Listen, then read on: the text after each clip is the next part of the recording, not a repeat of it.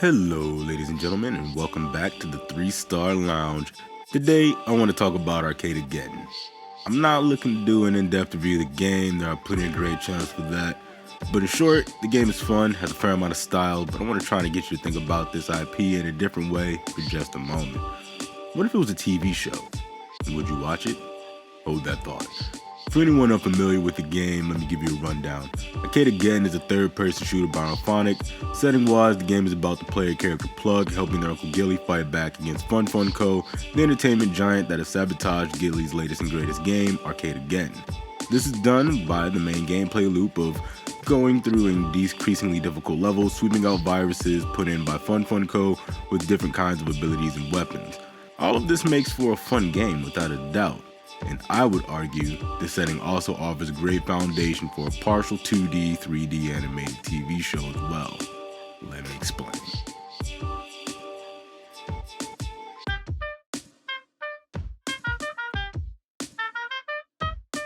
To begin, let's start with the setting. There's a lot here to admire visually, and if you add in the soundtrack, it can really take things to another level to make this IP stand out. There are three main locations that serve any importance within the world of Arcadegeddon, starting with Super City, the place where everything goes down. In this fictional futuristic city, the arcade is king in terms of entertainment, with arcades all over the place. Or at least there used to be. At the time of our story, arcades are being taken down by the entertainment giant Fun Co., or the FFC for short. In-game, not much is seen of Super City. You can only see parts of it when you're in the alley outside of Gilly's arcade, as well as when you're on the arcade's balcony. But that's it. Moving over to the TV show format allows for exploration of Super City by opening up where characters are located, since in-game, all NPCs are located within the arcade itself, giving the show a chance to explore locations like the underground that I mentioned but never seen within game.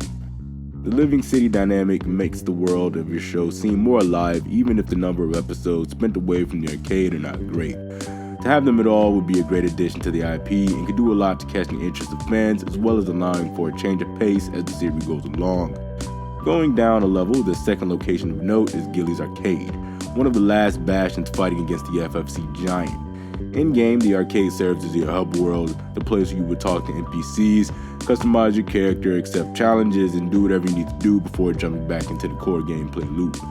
It's the location that anyone who plays the game will become very familiar with. It has its own vibe and feel different to what Super City seems to be like from afar. In the TV show format, the arcade would be just as important to the main plot as it all kicks off there, but it won't have to do as much heavy lifting, at least not in the beginning. In-game, it's your hub world, but in show, it should serve as both a small business arcade, as that's what it is, but also as the location that will be the HQ of the resistance to the FFC.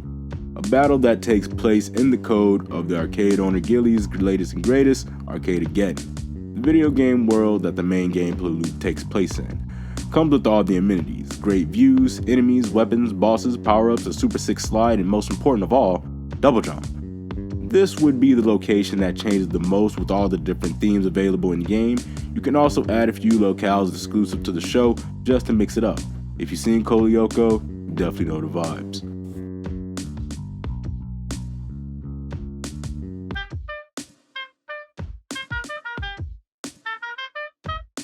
Now that we've set up our setting, we must talk about the characters that live within it. To start, let's begin with the main character Plug.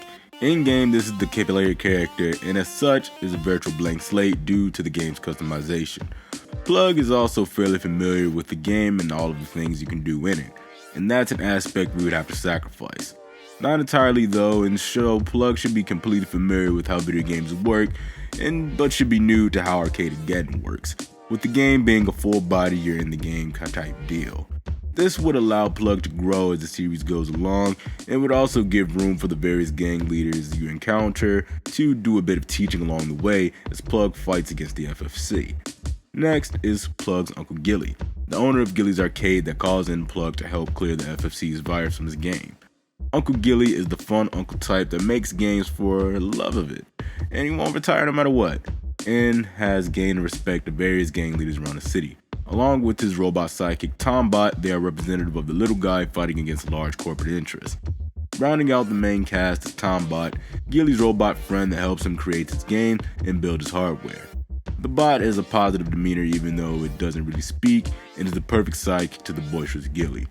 Aside from them are the leaders of the various gangs like 98 Punks and Dark that must be recruited to help fight against the FFC within Arcadegeddon. There are 12 gang leaders, each with their own personalities and gangs as unique as they are. So let's do a rundown. There's Label, leader of 98 Street. Label is described as the coolest of all the gang leaders, and the gang they represent is all about fashion. They're always wearing the hottest gear, they have great respect for Gilly and wish to be a game designer someday. There's Skedaddle, the roast queen as she's known, and leader of Punk's gang, the counterculture group of Super City that can be found in its underground tunnels. This group is all about disturbing the status quo and fights for the ideas of controlled anarchy, whatever the hell that means. Inion, the futurist and leader of Dark, fascinated with culture but always looking ahead for what's next, including a day where games are played from the comfort of home as opposed to arcades. Draven, leader of the Reapers, the neon goths that roam the streets of 24-hour arcades. The 001 gang, of decommissioned military robots led by Gig and Terra aim to live in peace now that their military servitude is done. Results mixed. Ruck of the War Dogs is basically Tiny Tina if she had a military group but still had time to smell the flowers. Christo, leader of Callisto's dance collective from an island south of Super City that hasn't been accessed due to sailors being overtaken by an overwhelming urge to dance and then giving up. Or she's an alien, no one really knows. Wiz, the super genius leader of the Hacks gang, a Tombot fanboy that just wants to share his work with his hero. Royale, the 15-time Gen Flop Invitational champion and leader of For the Win gang. They may not believe that winning is everything, but they do believe that's the only thing that matters. And the OGs of the world, the children of Mythor, are led by old man Ziff. They've been raised in hell before Gilly even made his first game. These are just the ones that are indifferent to your cause at worst. But there are two that would oppose the mission of plugging Gilly. There's the Pin Gang, led by Flexi and Lexi, who are out for vengeance against all arcades due to their rating in the latest wrestling game being 99 out of 100. This group, while antagonistic in the beginning, should eventually be won over by Plug. And finally, MOD, the suits who intern for the FFC and should serve as a direct foil to Plug and the various gangs they ally with. I'm just scratching the surface of all these characters, and even still should be clear that there exists a range of personalities within the leadership of these gangs that should serve as some being easier to recruit than others, while still leaving room for certain groups to not get directly involved at all, should the showrunners decide that not all gangs should agree to help over the course of the series, but instead staying neutral in the conflict, well, the final conflict anyway.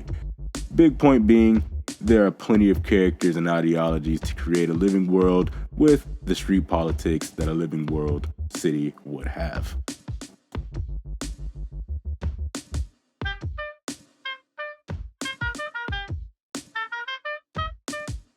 Okay, so before we get going in this section, I just want to point out that this is just meant to be a basic idea of what the show would be about and what the typical episode may look like.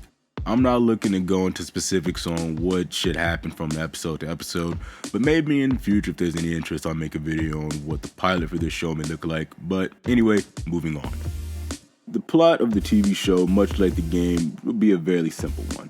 Gilly creates Arcadegeddon, a game so great that the FFC felt threatened enough to implant a virus within it to try and take it down. Gilly calls in Plug to go in the game and force the FFC out by fighting the various viruses in the game as well as recruiting the Super City arcade gangs to help.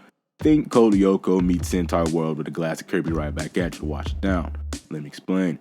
Over the course of the season, Plug will gain the help of the various gangs along the way, a la Centaur World, but on the general episode-to-episode basis, Plug will be fighting various bosses and fixing other issues within the game, with various weapons and power-ups from the gang being presented as virtual super weapons in comparison to the light gun, and the abilities appropriately seeming super powerful on screen, presented with the same kind of splendor that Kirby's transformations were given in Kirby Right Back At Ya.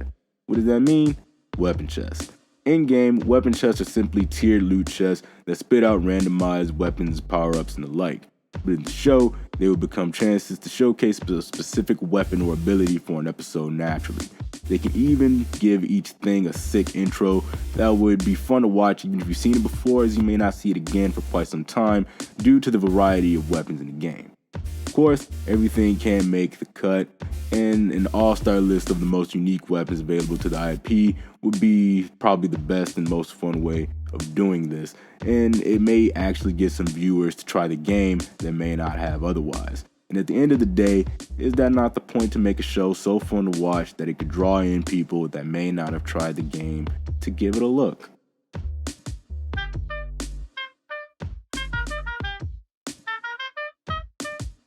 Okay, so I know this isn't perfect and pretty bare bones, but it's just an idea. I've just always thought that video game movies and television programs suffer from trying to fit into traditional molds of those mediums instead of doing what best suits the franchise. The jumping into the virtual world genre of television show is certainly not new, and it's not necessarily common right now, but it's certainly the one that suits this IP the best. I also believe that this IP has enough style that it would stand out even in other mediums as well. But with that being said, if there was an Arcadegeddon TV show, would you watch it?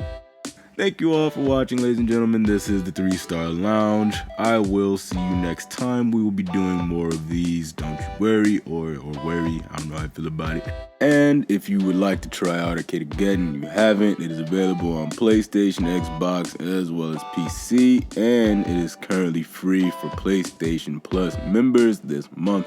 So jump on it for even that reason, free game. There's nothing to lose. I'll see you all in the next time on the 3-Star Lounge. And I hope you all have a great